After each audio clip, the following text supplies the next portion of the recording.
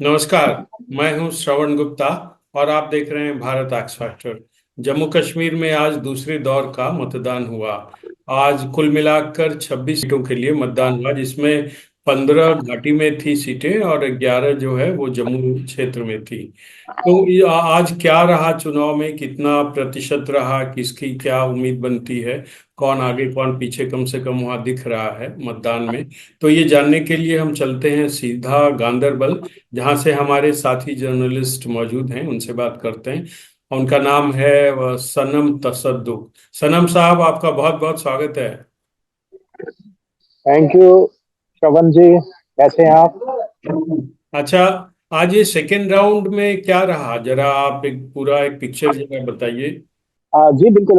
श्रवण जी, अगर हम आज बात करें जो दूसरे चरण का आज मतदान होना था तो 26 सीट्स पे होना था। और ये 6 जिलों में, 3 घाटी में और 3 जम्मू प्रोविंस में, रियासी, राजौरी और पुंछ। और यहाँ पे जो सेंट्रल कश्मीर है, गांदरबल, श्रीनगर और बडगाम डिस्ट्रिक्ट। और ये जो आज का मतदान हुआ, और इस पे कुछ बड़े नाम भी थे। अगर हम बात करें, जो यहाँ के पूर्व मुख्यमंत्री उमर अब्दुल्ला की दोनों सीट्स पे आज चुनाव हुए।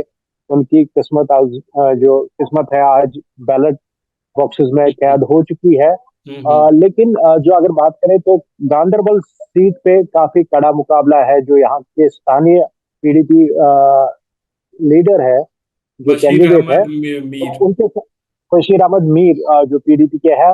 तो असल में उनके साथ जो पीडीपी का जो टैग है, उससे ज्यादा लोग उनके साथ उसका बहुत ज्यादा कनेक्ट रहा है पास्ट में भी। और यहाँ पे कुछ त्रासदी भी हुई थी, तो उसमें उनका ह्यूमन जो फेस है वो दिखा था।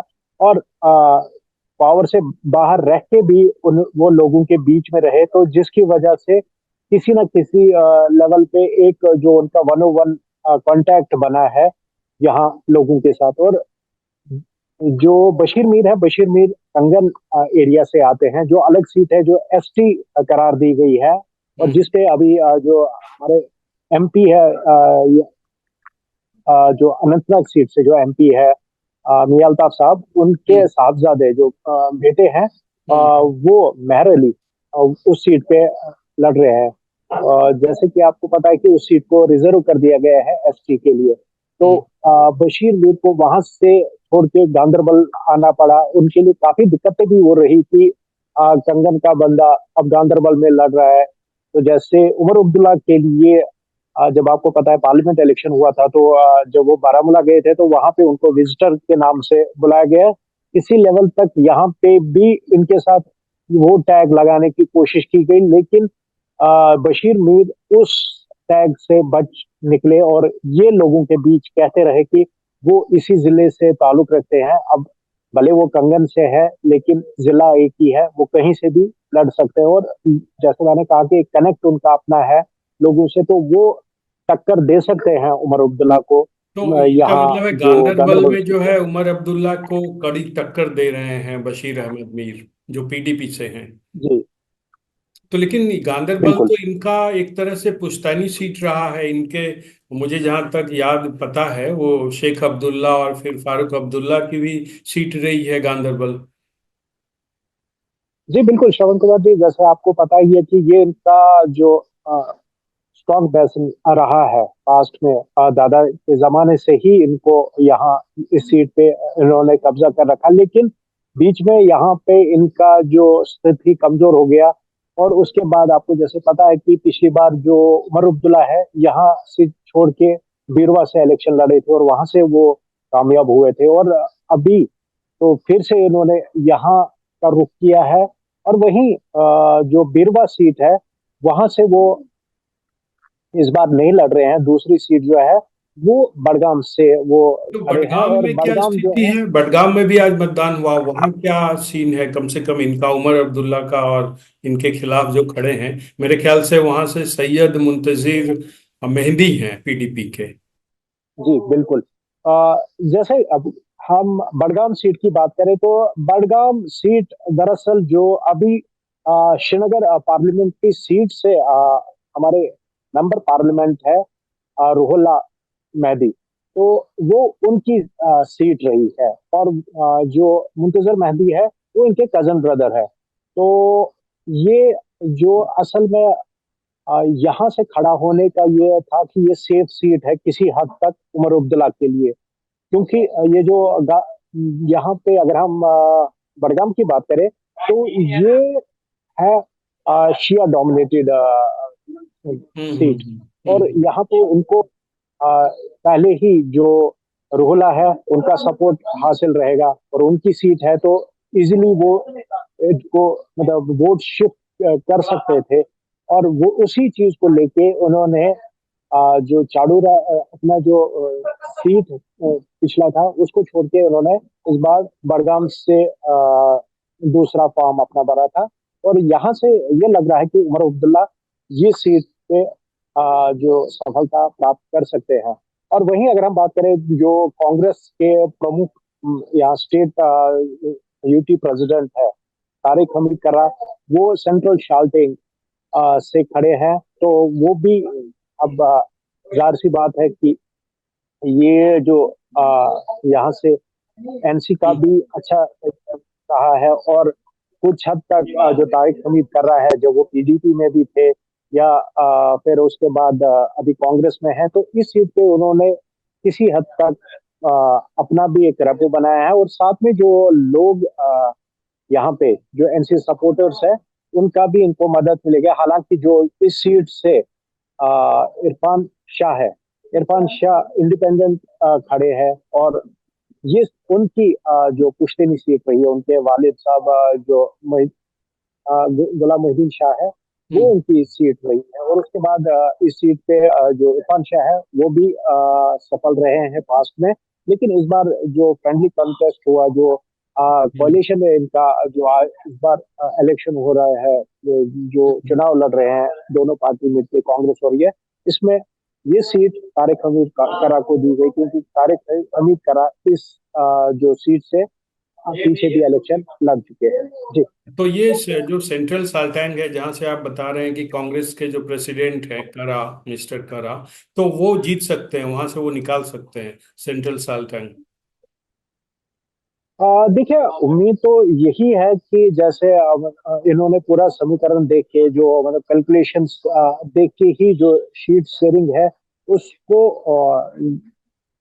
यहाँ पे जो सीट शेयरिंग है उसको उस फार्मूला को अपनाया था। और जैसे मैंने आपको कहा कि ये जो सीट है ये नेशनल कॉन्फ्रेंस के पास रही है और तारिक हमीद कर्रा भी इस पे लड़ चुके हैं पास्ट में। तो उस हिसाब से ये इनके लिए जो सीट है ये सीट माना जा रहा है कि ये तारिक हमीद कर्रा ले जाएंगे। अच्छा, तो इसका मतलब है कि उमर अब्दुल्ला के लिए बडगाम सीट से ज्यादा उम्मीद है बनिस्पत इसके गांदरबल के। जी बिल्कुल। कांग्रेस अगर हम गांदरबल की बात करें तो गांदरबल में उमर अब्दुल्ला के लिए जो कड़ा मुकाबला है। लेकिन हम ये नहीं बता सकते कि क्या यहाँ से वो विजय होके जाएंगे या नहीं जाएंगे। लेकिन जो मुकाबला अगर हम बात करें गांदरबल सीट पे तो वो काफी कड़ा है बशीर मीर के साथ जो पीडीपी के यहाँ से कैंडिडेट खड़े हुए हैं। बनिस्पत बडगाम के।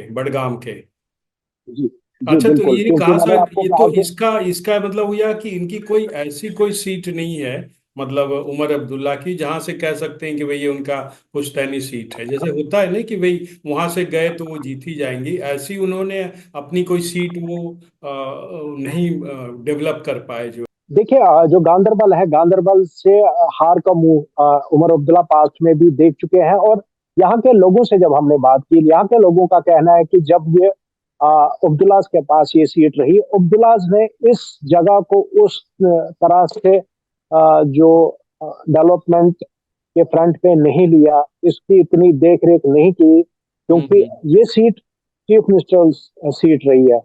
इस सीट से चीफ मिनिस्टर चुन के जाते थे। जब अब्दुल्ला जो भी इलेक्शन जीते हैं यहाँ से ही चीफ मिनिस्टर चुन के जाता था। लेकिन जो ट्रीटमेंट यहाँ के लोगों को मिलना चाहिए था, क्योंकि चीफ मिनिस्टर खुद इस जो कॉन्स्टिट्यूंसी को रिप्रेजेंट करते थे, लेकिन हम्म। यहाँ के लोगों का कहना है कि वो ट्रीटमेंट यहाँ के लोगों को नहीं मिलता था, जिसकी वजह से अच्छा। काफी नाराजगी भी यहाँ के हम्म। लोगों में है हम्म। उमर अब्दुल्ला के खिलाफ, अब्दुल्ला के खिलाफ। हालांकि यहाँ पे खुद फारूक अब्दुल्ला आए, कनेक्ट करने की कोशिश की। आपको पता है कि टोपी भी टोपी उमर के ने के सामने रख सामने के उन्होंने वोट मांगे। बिल्कुल बिल्कुल। मांगा है। तो हम्म। इनकी कोशिश है कि ये कम से कम ये जो दो सीट्स है, कोशिश इनकी ये थी कि यहाँ से भी उमर अब्दुल्ला जीत के जाए। लेकिन आपने खुद उमर अब्दुल्ला को भी सुना होगा कि उनका जो पीछे एक इंटरव्यू भी आया था, उसमें उन्होंने कहा था कि जब बारामूला से जब उन्होंने एमपी के लिए कैंडिडेचर के लिए ये अपना फॉर्म भरा था, तब वो काफी पॉजिटिव थे कि, और ये मान के चल रहे थे कि वहां से वो विजय होके जाएंगे। लेकिन वहां से उनको रनर अप होके रहना पड़ा, और इंजीनियर से उन्होंने मात खाई वहां पे। जम्मू का क्या रहा, जम्मू में क्या स्थिति रही? देखिए, जम्मू अगर हम बात करें, जो जम्मू प्रोविंस की अगर हम बात करें, जो और या इस फेज की हम बात करें, इस फेज में जो सबसे रिकॉर्ड जो है वो माता वैष्णो देवी देवी सीट में पे हुआ, मतदान वैष्णो हुआ है। देवी। जी। 75.29% यहाँ पे मतदान हुआ है। और बिल्कुल, उसके सबसे बाद ज्यादा हुआ है गुलाबगढ़ वहां पे। है, पुंछ हवेली है। इन हम्म। इन सीट्स पे जो अच्छे खासे नंबर्स में, जैसे गुलाबगढ़ में 72.19% हुआ, और पुंछ हवेली में 72.71% मतदान हुआ है। हम्म। और वही अगर हम कश्मीर की बात करें, तो कश्मीर में खान साहब की जो सीट है वहां पे 67.70% जो मतदान हुआ है। कुल मिलाकर कितना? तो यहाँ से इस पूरे फेज में 54.11%, और ये 1.5% और बढ़ सकता है। जैसे आपको पता है कि जी जी जी, जो हाँ दूर दराज के बिल्कुल इलाकों बिल्कुल। का जो ये लिस्ट है वो अच्छा, ये कंपाइल करने में टाइम लगता है। श्रीनगर में सबसे ज्यादा, सबसे कम हुआ है मतदान। इसकी क्या वजह है और इसका क्या असर होगा कुछ? देखिए, जो हवा कदल सीट है, हवा कदल सीट पे जो सबसे कम मतदान हुआ, 15.80% यहाँ पे हुआ है। और इसका जो यहाँ पे कैंडिडेट्स है, जाहिर सी बात है कि इस एरिया में अगर हम हवा कदल की बात करें या खनियार की बात करें, या जो डाउनटाउन का एरिया है, यहाँ पे पास्ट में भी जो लो वोटर टर्नआउट रहता रहा है। और इस बार भी ये उम्मीद जताई जा रही थी कि जो हबा कदल एरिया है, यहाँ पे मतदान अ, ठीक हो जाएगा पास्ट के मुकाबले में। लेकिन ये बताया जा रहा है कि शायद जो कैंडिडेट्स यहाँ पे है, कैंडिडेट्स इतने ये सटीक नहीं है। और ये असल में ये जो हबा कदल का एरिया है, हबा कदल जो कश्मीरी पंडित जो यहाँ पे थे, ये उनका जो स्ट्रॉन्ग होल्ड रहा है। यहाँ पे कश्मीरी पंडित अच्छे तादाद में रहते थे। मतलब इस इलाके कोई हम्म। हबा कदल का एरिया जो है, हबा कदल से लेके फता कदल तक, यहाँ पे कश्मीरी पंडित रहते थे। और यहाँ जो लोग हैं अभी, जो हम्म। हाल के हम्म। सालों में यहाँ पे आए हैं, वो जो माइग्रेंट प्रॉपर्टी, जो पंडितों की प्रॉपर्टीज खरीद के, या जो आसपास के इलाके के लोग हैं, वो हम्म। नए इस एरिया में सेटल हुए हैं। वो भी एक अच्छा। कारण हो सकता है कि यहाँ पे जो हम्म। Polling percentage. कम होने का। अच्छा, हम जम्मू की बात कर रहे थे, जम्मू में आप बता रहे थे कुछ। तो जी रविंद्र बिल्कुल, रैना जम्मू का की भी बात आज, करें। रविंद्र रैना भी हैं आज जी थे। जी, उनका भी पोल हुआ है। और यहाँ पे बीजेपी, कांग्रेस, एनसी और पीडीपी, सभी लोग जो है ये नजरें गाड़े हुए कि वो जो जम्मू का असल में जो डिसाइडिंग ये रहेगा इम्पोर्टेंट हर किसी पार्टी के लिए जम्मू है। और जैसे बीजेपी के लिए हम बात करें, जो जम्मू प्रोविंस है, तो उनकी कोशिश है कि जो पिछला उनका नंबर रहा था 25 का। 25 का, तो वो ये देख रहे हैं कि कम से कम वो 28 तक इसे ले जाए। लेकिन और वो अगर 37 में 28 से तक गए, 25 था, आपको ध्यान होगा, 37 में से जी पहले बिल्कुल। 25 था। अभी इस बार 43 है। बिल्कुल, अभी इस बार 43 है जी। सीट्स भी बढ़ी गई। और जो यहाँ पे जो बाकी पॉलिटिकल पार्टीज है, उनका ये भी आरोप है कि जो अ, जब नई जो बंदी हुई है कॉन्स्टिट्यूंसीज की, तो उस टाइम रिऑर्गेनाइज जब किया गया था इन परिसीमन जो है। कॉन्स्टिट्यूंसी को, हाँ, तब तब उस टाइम पे जो बीजेपी ने अपने जो एरियाज है, तो उस तरह से उसको जोड़ा कि ताकि उनको इन फायदा चुनावों में मिले। फायदा मिले। लेकिन वो देखने वाली बात रहेगी जब 8 तारीख को जब रिजल्ट्स आएंगे रिजल्ट्स तब आएंगे। पता लगेगा कि कितना फायदा उनका इस चीज होता है। का बीजेपी को बिल्कुल। हुआ है।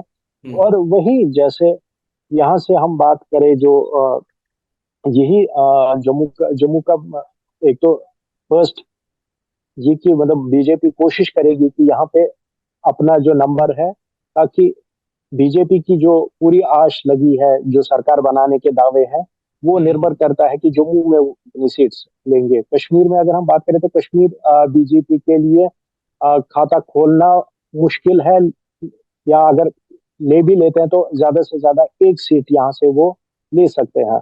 और लेकिन वो एक सीट वो कौन सी पूरी है जहां से वो बीजेपी ले सकती है? वो कौन सी सीट है जो आपको लगता है कि एक सीट वो मिल सकती है? कौन सी है वो सीट? वो गुरेज की सीट पे उनको नजर है, और वहां पे कोशिश बीजेपी की है कि गुरेज की सीट पे वो वो अपने नाम कर जाए। और हमारे भी ये जो सोर्सेज वहाँ पे है उनका कहना है कि जो वहाँ पे कैंडिडेट है वो काफी लोकप्रिय है वहाँ पे लोगों में, तो हो सकता है कि वो सीट ले ले। तो लेकिन हाँ, तो लेकिन बीजेपी की जैसे मैंने रणनीति कहा, तो ये है ना, जो बताया जा रहा है कि वो 25 से 28 सीट लेकर आएगी, 5 नॉमिनेटेड होंगे, और घाटी बिल्कुल में जो लोग बिल्कुल निर्दलीय चुनकर आएंगे या जो और छोटी छोटी पार्टियां होंगी उन उनमें से जो है वो कोशिश करेंगे। फिलहाल ये जो है रणनीति है जिसपे चर्चा हो रही है बीजेपी के बारे में। अच्छा, एक चीज आज बड़ी इंटरेस्टिंग आई खबर की, उमर अब्दुल्ला ने जो है, राहुल गांधी गए थे कल वहां पे, कल या परसों, और तो आज उमर अब्दुल्ला ने कह दिया कि भाई आप यहाँ क्या कर रहे हो, मतलब यहाँ इन द सेंस कि आपकी सीट्स तो जम्मू में है, मैक्सिमम आपको मिली हैं। कश्मीर हम्म, इसने, एनसी ने, नेशनल कॉन्फ्रेंस ने इसको, कांग्रेस को 32 सीटें दी हैं, ठीक है ना? 3 जिसमें जी बिल्कुल। पार्टी में है और 29 जो है वो जम्मू में है। तो वहां प्रचार उनका अब तक कायदे से शुरू नहीं हुआ है, आज वो गए। तो ये क्या, ये कोई आपस में डिफरेंसेस है क्या है? मतलब उमर अब्दुल्ला को ये क्यों कहना पड़ा कि भाई आप जहां वहां जाओ जहां से आपको सीटें लेनी है? आपका कोई स्टेक तो है नहीं घाटी में कांग्रेस का। देखिए बिल्कुल ये जाहिर सी बात है कि अगर ये अलायंस में इलेक्शन लड़ रहे हैं तो जो कांग्रेस है, कांग्रेस को ज्यादा से ज्यादा कोशिश करनी चाहिए कि वो जो जम्मू प्रोविंस में है वो वहां पे कंसंट्रेट करे, सो दैट कि वहां के वोटर्स को अपनी ओर खींच सके। क्योंकि वहां पे एक जो हम बात करें 2008 के बाद ही, तो उससे पहले तो खैर बीजेपी की वहाँ वीक पोजीशन थी, लेकिन 2008 जब आपको याद होगा कि अमरनाथ श्राइन का वो मामला हुआ था, अमरनाथ लैंड रो हुआ था, उसका हम्म। उनको संघर्ष समिति को फायदा मिल कि संघर्ष समिति के लीडर्स को फायदा हुआ था, जो खासकर हम्म। बीजेपी के ही नेता थे। तो उस हम्म। टाइम उनको फायदा मिला था, और उसी को उन्होंने फिर 2014 के इलेक्शंस में भी कैश किया। तो और हम्म। अभी भी जो आरएसएस के साथ बीजेपी के डिफरेंसेस पीछे रही, लेकिन अभी हम्म। वो भी स्थिति क्लियर है। अब ये इन सिंक दोनों पार्टी, आरएसएस और बीजेपी इन सिंक इन दोनों चल रही है, उसका भी जो जम्मू में फायदा बीजेपी को होना है। और ऐसे में जो दोनों पार्टीज है, खासकर अगर उमर अब्दुल्ला की बात करें तो वो वरीड है कि एक तरफ से कश्मीर में इंजीनियर रशीद का आना, और दूसरी ओर अगर जम्मू में इनको नुकसान होता है, जो उनकी नजरें हैं कि अगर कांग्रेस वहां से सीट्स निकाल पाती है ताकि जो सरकार ये लोग बना सके, तो वो एक फ्रस्ट्रेशन जरूर है उमर अब्दुल्ला में कि राहुल यहाँ क्या कर रहे हैं। या वहीं दूसरी ओर अगर जो आपने देखा हम्म। कि अटैक्स इंजीनियर रशीद पे होते रहे हैं, कि इनको एजेंट का नाम भी मिला, वोट काटने के लिए भेजा गया, वो कहा हम्म। गया। हालांकि वोट ये लोग इंजीनियर पे काटेंगे, क्योंकि अगर बात करें जो नॉर्थ कश्मीर की सीट पे 15 जो असेंबली सेगमेंट्स में इंजीनियर रशीद नंबर बन रहे हैं। अच्छा। तो अगर उसी को वो कैश कर पाते हैं, उसका आधा भी वो कैश कर पाते हैं, तो 8-9 सीट्स तो उस एरिया में वो ले ही सकते हैं। और वहीं इस बार और एक दिलचस्प बात ये रही है कि जो इंजीनियर रशीद की जो पार्टी है, उनके उन्होंने 43 सीट्स पे वो इलेक्शन खुद लड़ रहे हैं, उनके कैंडिडेट्स खड़े हैं, जिसमें से हाँ 39 जो है कश्मीर से खड़े हैं, और दो जो जमात इस्लामी के जो इंडिपेंडेंट कैंडिडेट्स हैं उनको उन्होंने सपोर्ट दिया है। अच्छा। एंड जम्मू की बात करें तो जम्मू में वो छाम डोडा बहू और थाना मंडी, जो राजौरी का इलाका है, वहां से हम्म। इनके कैंडिडेट्स भी खड़े हैं। हाँ, तो इंजीनियर मतलब राशिद के। जो जी, तो अच्छा। इंजीनियर रशीद जम्मू से भी मतलब नजर इसका गड़ाए इसका बैठे मतलब हैं ये कि हुआ वहां कि से भी कुल कुछ ना कुछ। 43 आप बता रहे हैं, और जम्मू में भी उनकी सीटें हैं, और घाटी में भी है, तो कुल मिलाकर उनका जी बिल्कुल। मतलब अच्छी खासी संख्या हो सकती है।